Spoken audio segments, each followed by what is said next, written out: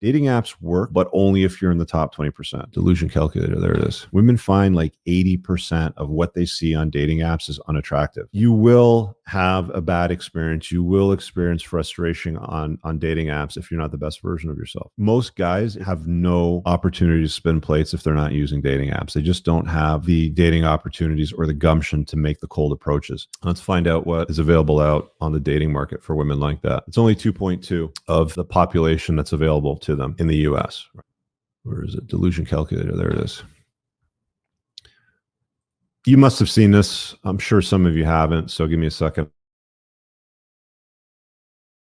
Oops. Stop screen. Present. Share. Here it is. So, I mean, your average chick on a dating app, she's probably 30. She's going to be looking for a guy her age or maybe a little bit older, right? We'll just leave race out of the picture, but if you were to select white, for example, which seems to be like the strongest preference for most women on dating apps, they always want a minimum height requirement. Some women will say it's 6'2". Let's just go 6 foot, and we're going to exclude obese because we know women don't like that. The average minimum income in the States is about $40,000. It starts here at 80, but I'm going to go to 6 figures. I'm going to go right to 100. Let's find out what is available out on the dating market for women like that. It's only 2.2 of the population that's available to them in the US, right? Like the probability is very, very small. A bunch of dorks took some data from dating apps and how women use dating apps and, the available guys out there that they all want to be with, which they all describe it's the same thing, right? It's like 6'5", blue eyes, trust fund baby, whatever. You can call it the 6'6", 6 foot tall, 6 inches in the pants, 6-pack abs, 6 months out of a relationship, 6-figure income, 600 horsepower car, whatever the metric happens to be. It's always a reasonably high bar. Like even the height bar itself is kind of stupid because like most women don't realize that the vast majority of the North American population is under 6 foot tall for males too, right? I think it's something like 15% are over 6 foot and something like less than 8% are over 6'2". And you'll see a lot of women on dating apps that'll say, get on this ride or must be at least 6'2" to date me.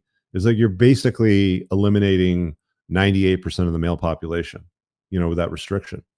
So you will have a bad experience. You will experience frustration on dating apps if you're not the best version of yourself. If you haven't done the work on yourself, you can stay plugged into life's comforting lies. You can stay plugged into just be a nice guy, pay for the premium uploads, buy the diamond package, the gold package, buy the boost, whatever it happens to be. You can stay subscribed to all those lies and you can continue to get frustrating results. Might even get blackpilled and say, F it, I'm out. It's not worth it. The juice ain't worth the squeeze sort of story.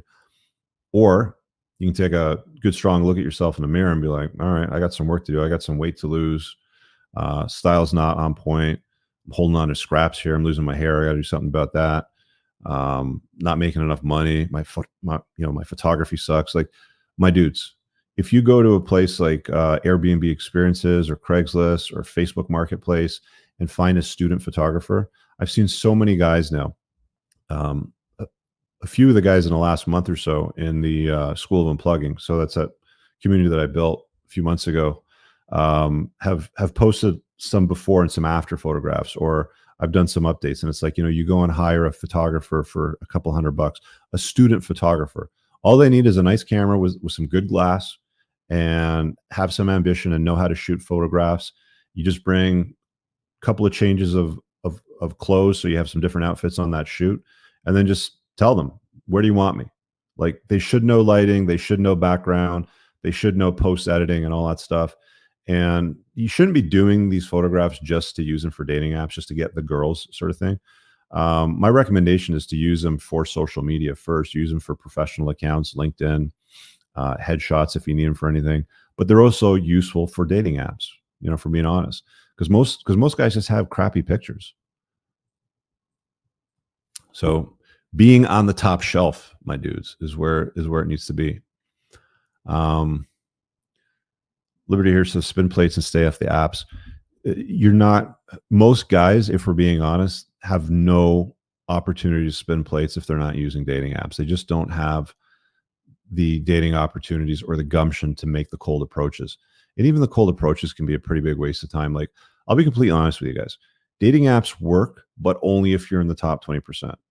That's it. They're just not going to work for you if you're nowhere near the top shelf. Women only want, like, women are savage. Like, there's lots of videos out there breaking down how women use dating apps, right? Like, they've published this information over the years many, many times, and it never changes. Women find like 80% of what they see on dating apps is unattractive. The bell curve is different for guys. It's very normalized, right? Like, they'll find most women generally attractive on dating apps. But for women, when they rate guys, the vast majority of guys, it's a left swipe. 80% of y'all are getting a left swipe because either you don't look interesting enough, you don't look valuable enough, your photography sucks, you've got weight to lose. It's usually some combination of bad photography, and the bio doesn't really matter, but it's usually some combination of bad photography and a terrible way that you're holding yourself out to the public. Sloppy bathroom selfies, right? They just don't work. All right, guys, I really hope that you enjoyed that clip. If you want to check out the full-length podcast episode, you can find that right over here. Also, make sure you visit my website over here where you'll find my supplements, the opportunity to book me privately one-on-one for coaching, and most importantly, my new School of Unplugging, which you'll find on the Courses tab. Newer to the channel, hit subscribe.